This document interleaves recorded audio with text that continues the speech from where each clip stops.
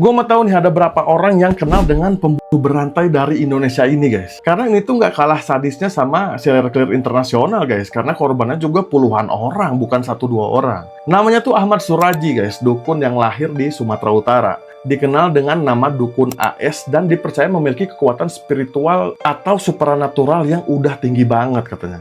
Banyak orang yang datang nih ke rumahnya, macam-macam ya. Ada yang minta kaya raya, ada yang minta naik jabatan, minta aura pengasihan, bahkan ada juga yang datang karena urusan percintaan. Kasus ini tuh menarik menurut gua, karena bukan dia yang nyari orang buat jadiin korban, tapi malah korban-korban ini dengan sendirinya datang ke rumah Dukun AS. Dalam pengakuannya ya, semua berawal karena dia tuh dapat bisikan dari arwah mendiang bapaknya yang kebetulan dukun juga, guys, dulunya. Dan bisikan itu berisi kalau mau sakti, AS harus 70 perempuan dan minum air liurnya langsung dari mulutnya. Dan entah karena terlalu terobsesi atau emang ada gangguan mental, AS ini mengikuti bisikan itu. Korban emang targetnya perempuan, dari remaja sampai ibu rumah tangga. Kebanyakan semua korban AS ini datang sendiri ke tempat AS untuk melakukan ritual tertentu. Modusnya cukup rapi, guys. Jadi para pasien atau calon korbannya ini sengaja disuruh datang itu malam-malam. Abis itu, AS bakalan ngajak korbannya ke ladang tebu yang sepi. Berdalih ritual, AS menyuruh mereka menggali tanah dan menguburkan badan mereka sebatas leher. Ini dia bilang untuk mengeluarkan aura-aura gaib yang ada dalam tubuh korban, guys. Padahal ya, ritual yang sebenarnya terjadi setelah itu. Jadi pas korban ini nggak bisa gerak sama sekali karena terkubur, AS tuh langsung mencek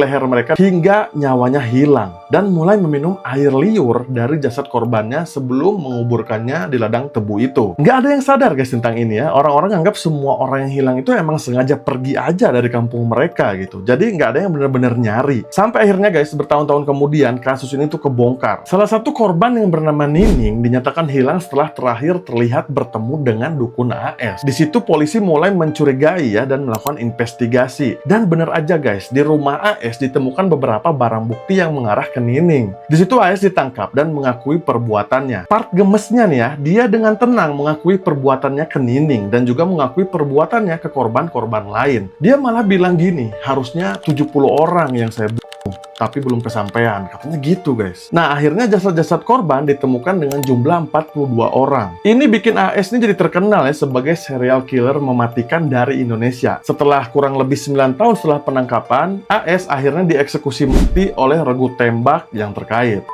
Ada nggak sih cerita yang lebih menarik? Jangan lupa komen dan follow.